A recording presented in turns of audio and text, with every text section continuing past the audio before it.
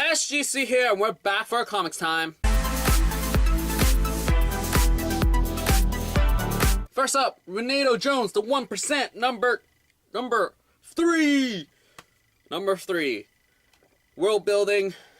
We get to meet sort of his friends and Bliss's dad. Clearly something is going to go down because they're going to fight it out or something because they're conflicting ideologies. Renato is in with the rich crowd but still hates them. So it's this stubbornness, I guess. It's like you hang on with these rich people because you're part of the rich too, but you realize you see something different and humanity and all that. Overall, interesting turn of events. I mean, learning about the life and also just how he connects with his friends. And then we get a sort of headhunter sort of guy, gonna hunt him down sort of thing, and it's gonna be interesting for sure. And then we had some sort of, I don't know, did he fail? Did he fail what he did in the first few pages with Judith Bates? Did he conform, or what did he do? What have you? Figuring out how to live the life that she's gonna live. I actually forgot where she came from. Did she get liberated from? Was she? I don't know. Was she from that boat? I think she was from that boat.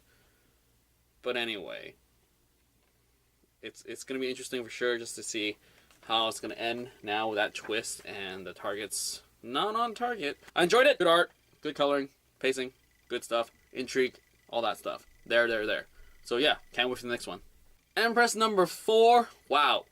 Issue 3, we were left off with that crazy cliffhanger, super no more hope and all that. And then there's people on this planet, and then they get off the planet, and things are always already fixed. So sometimes it just irks me that they make it so hopeless, and then that's it. And then next issue, it solves itself. It reminds me of TV shows where they have this really crazy status quo at the end of the season, and then jump 4 months, and then the next season comes up, and that status quo thing has changed already, and they experienced it, and the audiences weren't there.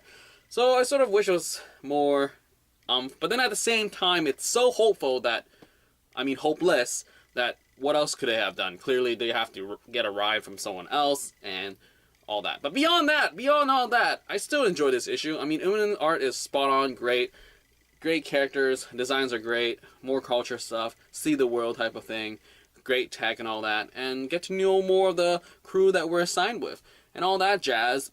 I still look forward to the next issue. Paper Girls number 7. Ooh, another great issue overall. It's just, the art was great, characters, get to know them, different sides of them, the future self, this conspiracy thing, the aliens, what have you, what's going on, tons of great stuff. Really enjoyed where it's going, and it's only issue 7. I'm glad that it's picking up the pace. Sometimes with some books it takes forever to get something of the nitty gritty, but now it's like things are happening, and how are they going to get out of this? And I love that this is a $3 book because the quality is there, so definitely check it out if you haven't. Paper Girls is solidly great and awesome stuff. So yeah, can't wait for the next one. Next up, Tokyo Ghost number 8. Ho! Finally, we are concluding that fight between Flack and Debbie, and now it's on with Flack. I really enjoyed the whole backstory of just Debbie and Led as their kids, and then now Davey is free and he's controlling people, and that was some great sequencing and just cutscenes and just like the emotional irksomeness of just loved ones fighting each other. Really enjoyed it. Loved the paneling, great stuff. Really solid issue and just tough stuff to deal with. And I wonder where we're gonna go with this. I think it's gonna end soon. I mean, Sean Murphy has written that he's working on something else and it's gonna be exclusive to DC. Maybe that'll be the only reason why I'll start reading DC books again, if he's drawing it probably. But overall, I'm gonna miss it. But I think there's gonna be 2 issues left or something like that. But overall, it was a solid issue, tons of emotion, and I wonder how they're gonna end this, because I mean, that ending, like, is Led dead? Is he done? I really hope not. But anyway, can't wait for the next one. Next up, Black Signs 22. Wow, 22 issues. And just like last week, double feature. Last week we got 2 Kelly Sue books. This week we got 2 Rick Remenders. And another solid issue. Pia is now in a world where she's just worshipped like a god, done a lot of great stuff for this world.